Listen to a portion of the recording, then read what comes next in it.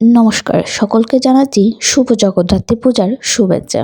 প্রতিবারের মতন এবারও শুরু হয়েছে জগদ্ধাত্রী পূজা, যেটা আমাদের পাশের বাড়িতে হয়ে থাকে। দুপুরের দিকে অঞ্জলি নেওয়ার পর চলে এলো সন্ধ্যা আরতি।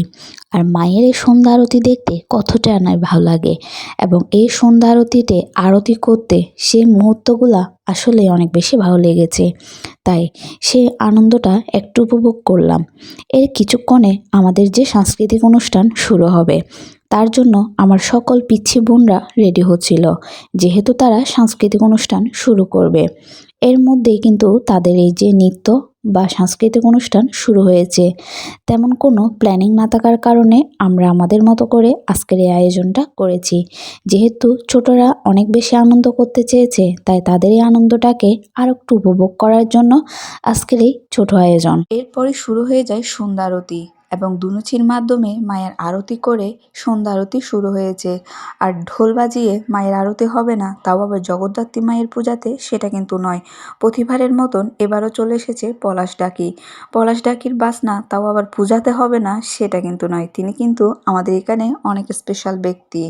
এভাবে করে আমরা আমাদের পূজাটা সম্পূর্ণ করেছিলাম। এরপরে শুরু হয়েছে প্রত্যেকের আরতি। কেউ করছে ধুনুচি আরতি, আবার কেউ করছে মোমবাতির আরতি।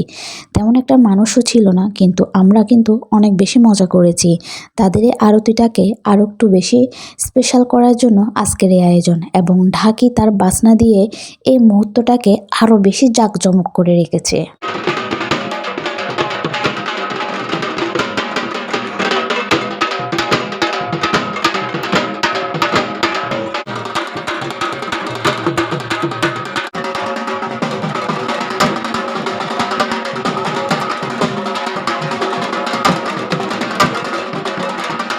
এভাবেই করে আমরা আমাদের প্রত্যেকটা পূজাতে এত বেশি আনন্দ করি। আর ঢাকির বাজনা কি বলবো, যেটাই হচ্ছে আমাদের ইমোশন, আমাদের আবেগ বা আমাদের সংস্কৃতি। যেহেতু সবাই একটু বিরতিতে গিয়েছে, তাই আমি কি করলাম, তাদের ডাকটা নিয়ে একটু বাজানো শুরু করেছিলাম, যেহেতু ডাকটাই হচ্ছে আমাদের ইমোশন।